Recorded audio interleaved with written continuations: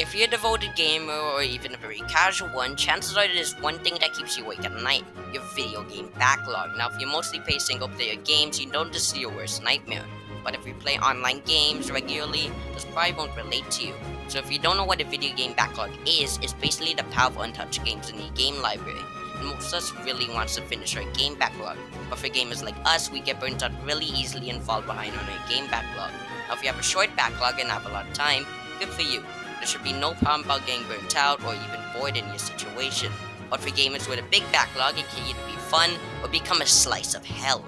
If you're the second one, your video game backlog probably creates a bunch of competition between the games itself, meaning they're all competing for a spot to be played next. So let's see what creates this competition in this video game backlog in this mediocre video.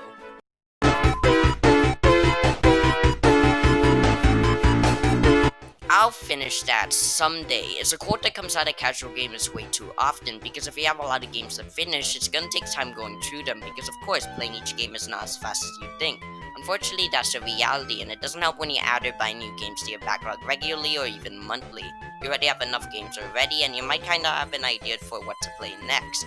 But when you buy a new game, you will want to play that next because, well, it's new. This pushes the game you're supposed to play farther into the backlog because, of course, that expands your backlog. And sales for games are the reason these problems happen, because if you see a game on a so-called cheap price, it feels like you're entitled to bust out your beat-up wallet and buy the game to make you closer to being broke. One of the things that I found funny is one of the ways to manage your backlog, according to Google, is not to buy games. How the hell am I supposed to do that? Especially if you're on Steam, it's even worse because Valve just puts out so much sales, you barely see anything full price, so you're tempted. Subscription services like PS Plus and Xbox Game Pass are even worse because, of course, these services have a lot of games to offer, and it's basically free if you pay a monthly fee. So of course you'll be adding these games to your library because why not? They're free, and that's a problem I have no solution to in my standpoint. Because there are so many tempting deals, it's almost impossible not to steal your mom's credit card.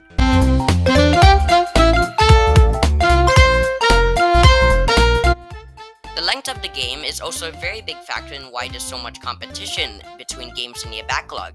Games are not short, they're way longer than you think. Video games have an average length of 20 to 30 hours, so if you think about it, you're spending about a day completing a video game, which feels much shorter in comparison when you actually play the game. But my point is, if you're playing a game like 50 hours long or 100 hours, you're probably gonna play much shorter games after that, and the long games you have are gonna be left in the dust. This creates competition between the longer and shorter games, because most of the time you go with the shorter games, so the longer games can be played much later, or even never. The thing is, a lot of people don't have time to play a 60-hour JRPG that might be repetitive over a short game to play.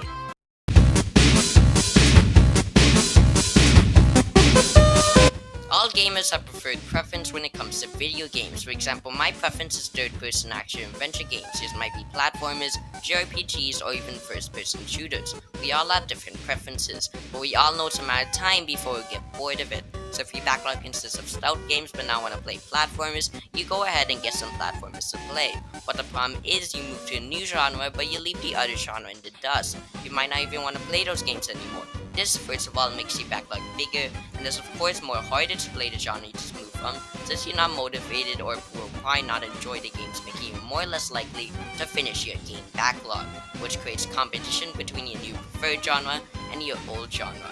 And of course, the new genre you like would be probably what you want to play next in your already overwhelming backlog.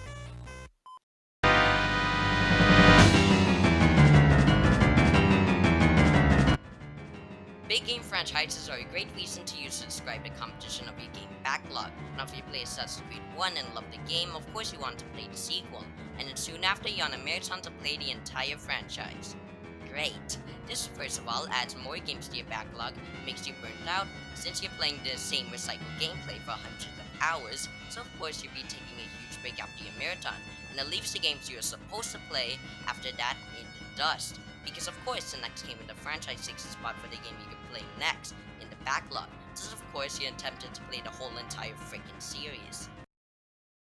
There are a lot of factors that come to play that create competition in a game backlog. New games, game length, genre changes, and franchises are all big things that create a competition between your backlog games. Think of the competition as a Pong game. There's no real advantage to any of the players because a sudden change can happen at any time, and that's what video game backlog competition is all about. So of course, that's the end of another mediocre video.